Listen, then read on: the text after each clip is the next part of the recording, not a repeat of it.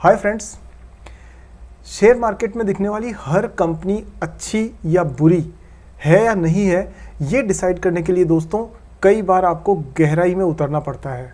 और मैं आपको अपनी एक्सपीरियंस से कह रहा हूँ कि अगर आपके हमारे जैसे कॉमन इन्वेस्टर्स थोड़ी एनालिसिस करें, थोड़ी रिसर्च करें, अपना कॉमन सेंस यूज़ करें और हर दिन कुछ नया सीखें, तो मैं आपको यकीन से कह रहा हूँ दोस्तों कि प्रॉफिटेबल इन्वेस्टर बनना कोई बड़ी बात नहीं है और मल्टी बैगर रिटर्न बनाना भी कोई बड़ी बात नहीं है।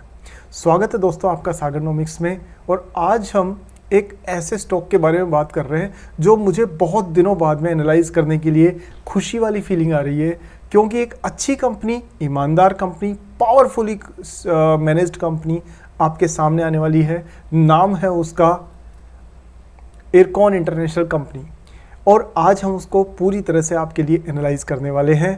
तो वीडियो बहुत इन्फॉर्मेटिव है, बहुत इंपॉर्टेंट है, इसलिए पूरा देखिएगा, बीच में मत जाइएगा, क्योंकि फिर आपकी और हमारी दोनों की टाइम की कोई फ़ायदा नहीं होता।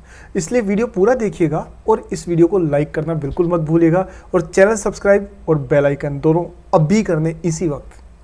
ठीक है दोस्तों, आगे बढ़ते हैं और स्टार्ट करते हैं इरकॉन इंटरनेशनल लिमिटेड के बारे में एनालाइज करना। So let's begin.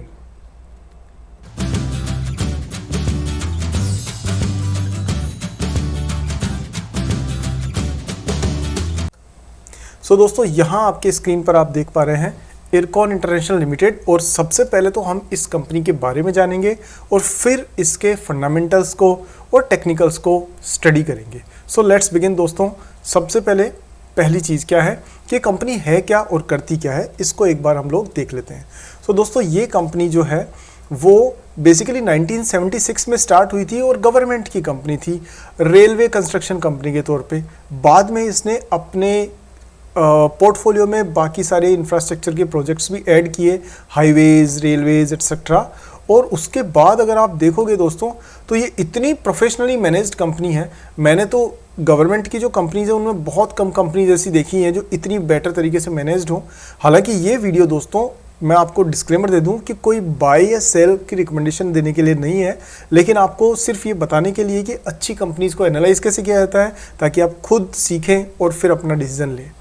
अब बात करते हैं कि इस कंपनी में ऐसी क्या खास बात है।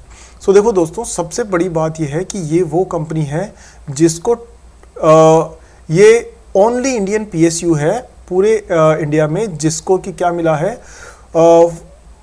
It has made to the list of top 250 international contractors. और सबसे बड़ी बात यह है दोस्तों कि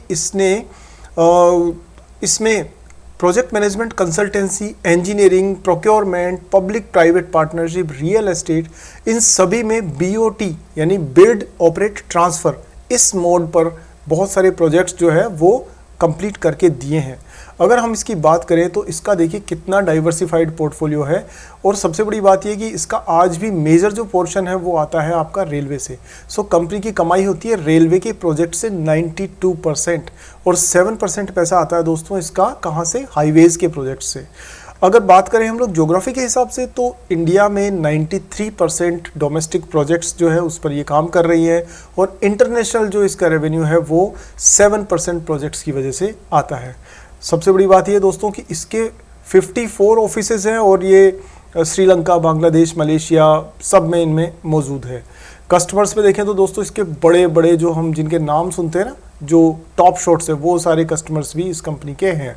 तो कस्टमर्स में देखें तो भेल BHEL इसका कस्टमर है, NTPC है इसका कस्टमर है और बड़ी कंपनीज भी हैं। इसके अलावा इंटरनेशनल कस्टमर्स भी इसके पास में बहुत सारे हैं। पर मेजरली अगर मैं कहूँ तो इसका जो बिज़नेस है वो आता है रेलवे से। तो अब हम इसके नंबर्स पे बात करते हैं और एक बार फ्यूचर प्लान्स को और देख लें दोस्तों। थोड़ा सा 1-2 डिटेल्स और आपसे शेयर कर दूं और जल्दी करूंगा ताकि आपका टाइम बचे।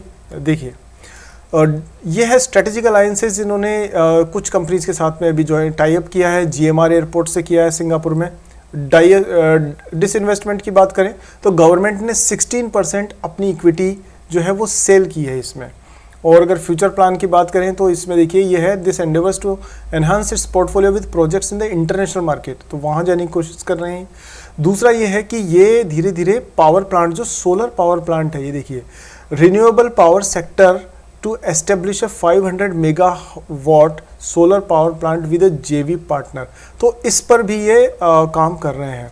अब बात करते हैं इसके फंडामेंटल्स की। तो यहाँ आप ये देखिए कि कंपनी की मार्केट कैप है दोस्तों 9,300 करोड़ रुपए, करंट प्राइस 99.7 है। और आप ब्यूटीफुल चीज़ बताता हूँ आपको कि ये प्राइस दोस्तों ग्राहम नंबर से नीचे है। एक अच्छी वेल मैनेज्ड कंपनी जिसके नंबर्स अभी आप और देखेंगे, उसकी price current price is below Graham number. अभी ये ग्राहम नंबर क्या होता है? ग्राहम नंबर बेंजामिन ग्राहम जो कि वॉरेन बफेट के गुरु थे, उनके कैलकुलेशन के हिसाब से उन्होंने जो फॉर्मूला दिया था उसके हिसाब से कैलकुलेट करने पर एक नंबर अचीव होता है जो कंपनी की अंडर वैल्यूड परफॉर्मेंस को बताता है कि ये कंपनी अंडर वैल्यूड है या ओवर वैल्यूड है। तो इस केस में आप देखेंगे कि ग्राहम नंबर से नीचे प्राइस आ रही है, so it is under valued, clearly under valued. अच्छा, इसके अलावा अगर हम बाकी नंबर्स में देखें तो देखिए ये अच्छी बात क्या है दोस्तों कि बुक वैल्यू 55 है, इट्स ओके। डिविडेंड यील्ड इसकी 1.81%। 1.81% का मतलब क्या हुआ कि अगर आपने 100 रुपये इस कंपनी में इन्वेस्ट किए हैं, वो भी मार्केट प्राइस के हिसाब से, तो दोस्तों आपको 1.81 रुपये डिविडेंड के तौर पे मिल गया है। ये इसका मतलब निकलता है। अब फेस वैल्यू 2 रुपये है, मार्केट कैप हमने देख ली है, डेट 1505 करोड़ रुपए है, लेकिन एंटरप्राइज वैल्यू है 5700 करोड़। सो उसके हिसाब से कम है, ज़्यादा ऐसा कोई इश्यू नहीं है तो सही, लेकिन बहुत बड़ा इश्यू नहीं है। प्रोमोटर की होल्डिंग 73% है और प्लेजिंग 0 है, यानी सारे के सारे जो शेयर्स हैं 73% वो प्रोमोटर के खुद के पास हैं। उसने ऐसा नहीं किया कि इनको कहीं गिरवी रख करके कहीं से लोन ले लिया हो, जैसा कि और कंपनीज करती है। So this is a very very plus point, big plus point. Stock में रिटर्न ऑन कैपिटल एम्प्लॉयड 15.8% है, रिटर्न ऑन इक्विटी 15.5% है, जो इस इंडस्ट्री के हिसाब से परफेक्ट है। स्टॉक का पी दोस्तों 11.6 है, जबकि अगर आप इंडस्ट्री का पी देखेंगे तो 26 है। तो मतलब पूरी इंडस्ट्री के मुकाबले में ये कंपनी लगभग आधे दामों पर मिल रही है। अब आगे हम बात करें दोस्तों तो पायोस की स्कोर जो है 6 है इसका, और बाकी इसकी यहाँ एक बहुत इंपॉर्टेंट चीज़ मैं आपको दिखाना चाहूँगा कि ये जो पी रेशो है, अगर आप इसको देखो तो ये बिल्कुल सही ट्रेजेक्टरी में चल रही है दोस्तों। 2018 से आप अगर ध्यान दो इसके ऊपर, तो इस कंपनी ने लॉस बुक नहीं किया है, ये लगातार प्रॉफिटेबल है, यानी इसका ईपीएस हमेशा प्लस में रहा है, प्लस का ईपीएस है। तो वो एक अच्छी बात है कि इसने कभी लॉस नहीं खाया। दूसरा, इसकी प्राइस जो है वो भी थोड़ा कुछ टाइम पहले डाउन ट्रेंड में, जुलाई मतलब यहाँ तक ये डाउन चल रही थी, कब से? जनवरी 21 के बाद से। लेकिन अब इसमें एक अप ट्रेंड आना शुरू हुआ है और वो प्रॉफिट के साथ चल रहा है। दोस्तों बहुत अच्छी बात देखने में क्या मिलती है कि जब पी यानी प्राइस और ई यानी अर्निंग, जब दोनों एक ही डायरेक्शन में बराबर पैरेलल चलते हैं, तो वो कंपनी की हेल्दी ग्रोथ को दिखाता है। वो हेल्दी ग्रोथ जो कि बिजनेस वाइज भी हेल्दी है और प्राइस वाइज भी हेल्दी है। इसके बाद हम बात करते हैं दोस्तों इसके नीचे बाकी की जो डिटेल्स है उन पे एक बार नज़र मारते हैं। तो यहाँ देखिए कि ये अपनी इंडस्ट्री में सेकंड नंबर पे है, यानी कि आईआरबी के बाद में सेकंड नंबर पे यही कंपनी है, और दोनों के बीच में मार्केट कैप में ज़्यादा अंतर नहीं है। इसका मतलब कि इस कंपनी में पोटेंशियल है कि ये आईआरबी इंफ्रास्ट्रक्चर को चैलेंज कर सकती है आने वाले टाइम में। देखें तो ये हमने देख ही लिया है, प्रोमोटर होल्डिंग हमने देख ली है, बाकी सारे रेशो वगैरह हमने नज़र पहले से मार ली है। अगर हम यहाँ बात करते हैं ऑपरेटिंग प्रॉफिट की और सेल्स की, तो देखिए क्वार्टरली रिजल्ट्स दोस्तों इतना मैटर नहीं करते हैं, जबकि एनुअल रिजल्ट्स ज़्यादा मैटर करते हैं, खासतौर पे ऐसी कंपनीज में जो कि लॉन्ग टर्म के प्रोजेक्ट्स पे काम करती है। हम यहाँ बात करते हैं तो देखिए सेल्स इसकी 3,500 करोड़ से ये कंसिस्टेंटली बढ़ रही है, और आज की तारीख में ये पिछले 10 साल में यानी 2012 से 2023 में अगर आप देखो तो सेल्स हो गई है 3x कि 3,500 करोड़ से पहुंच गई है 10,000 करोड़ तक। और ऑपरेटिंग प्रॉफिट मार्जिन, पहले प्रॉफिट को देखें तो 473 करोड़ था, अब ये 703, यानी प्रॉफिट हुआ है करीब करीब 2 गुना। तो यहाँ थोड़ा सा एक देखने वाली बात है कि अगर हम सेल्स को 3 गुना कर रहे हैं और प्रॉफिट को 2 गुना कर रहे हैं, इसका कारण क्या है? इसका कारण ये हो सकता है दोस्तों कि हो सकता है इस कंपनी में एक्सपेंसेस ज़्यादा हों या प्रोजेक्ट कॉस्ट किसी वजह से ज़्यादा हो रही हो, पर फिर भी कुल मिलाकर के ऑपरेटिंग प्रॉफिट मार्जिन पॉजिटिव है और थोड़ा कम तो हुआ है डेफिनेटली, लेकिन क्यों कम हुआ है अगर ये लॉजिकली हम पता करते हैं और ये ऐसा है जो रेक्टिफाई हो सकता है, तो फिर कोई चिंता वाली बात इसमें नहीं है। आगे बात करते हैं दोस्तों। तो इससे देखिए, अभी आपको ना एक चीज़ और मैं आपको बताता हूँ कि कोई ईमानदार कंपनी होती है ना और प्रोफेशनली मैनेज्ड कंपनी होती है, तो दोस्तों वो शेयर होल्डर्स का ध्यान ज़रूर रखती है। और इस केस में ऐसी कंपनीज क्या करती हैं, डिविडेंड ज़रूर देती है। और यहाँ अगर आप इस कंपनी में देखोगे तो यहाँ देखिए ईपीएस तो ग्रो कर ही रहा था, बट ये नंबर्स में कुछ शायद कैलकुलेशन में इन्होंने कुछ चेंजेस किए हैं, स्प्लिट वगैरह का या कोई इशू होगा। बट अगर आप डिविडेंड पे आउट की बात करो तो हर साल कंपनी ने डिविडेंड दिया है, हर साल। एक भी साल ऐसा नहीं है जब कंपनी ने डिविडेंड को स्किप किया हो। इसलिए ये बहुत ही प्रोफेशनली मैनेज्ड कंपनी है, और एक गवर्नमेंट की कंपनी का इतना अच्छा वेल मैनेज्ड होना तो रियली सरप्राइजिंग है।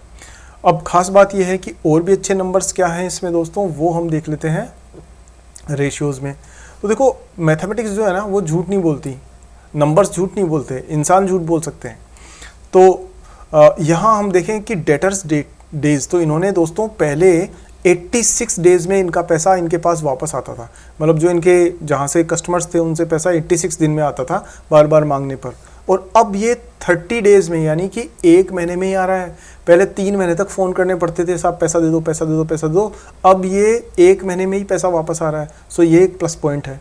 और अगर आप इन्वेंट्री डेज़ देखें तो वो भी कम हुआ है।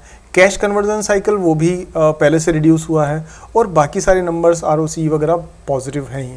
अब हम दोस्तों इसकी कंपनी की, मैं आपको सबसे शानदार चीज़ जो दिखाता हूँ वो आप देखेंगे, मज़ा आ जाएगा आपको, कि बहुत दिनों बाद में मुझे एक ऐसी रिपोर्ट देखने को मिली है जो बहुत क्लीन है। देखिए, अच्छी कंपनीज जो होती है ना, उनकी जो प्रेजेंटेशन होती है वो किस तरीके की होती है वो मैं आपको अब दिखाता हूँ। अब ध्यान से देखिए, ये दोस्तों अभी लेटेस्ट जो रिज़ल्ट आया ना, उस रिज़ल्ट की डिटेल्स हैं, और यहाँ आप ये देखेंगे कितना क्लीन है। जितनी कंपनी क्लीन उतना प्रेजेंटेशन क्लीन। तो सबसे बड़ी बात है, इन्होंने साफ कर दिया है इसके अंदर की ऑर्डर बुक जो है 30 जून, यानी अभी लेटेस्ट जून में जब खत्म हुआ है, तब इनके पास में हाईवेज सबसे ज़्यादा जो है 72% रेलवेज से ऑर्डर हैं, उसके बाद में हाईवेज से हैं, और फिर बचे हुए अदर्स में से हैं। ज्योग्राफी की बात करें तो इनके पास में 91.3% ज्योग्राफी इंडिया है, और बची हुई 8.7% इनकी इंटरनेशनल वो है, बिजनेस है। अगर हम बात करें तो 55% इन्होंने बिडिंग के थ्रू इनके पास बिजनेस आया है, यानी ये जो बिडिंग प्रोसेस होता है ना, नीलामी प्रथा, नीलामी सिस्टम, उसमें ये प्रोजेक्ट्स को जीतते हैं। तो वहाँ तभी कंपनी जीत सकती है जब कंपनी के बाकी के सारे पैरामीटर अच्छे होते हैं, और बाकी सारा इनका नॉमिनेशन से आया है। अगर हम यहाँ बात करते हैं तो एक सेकेंड ना,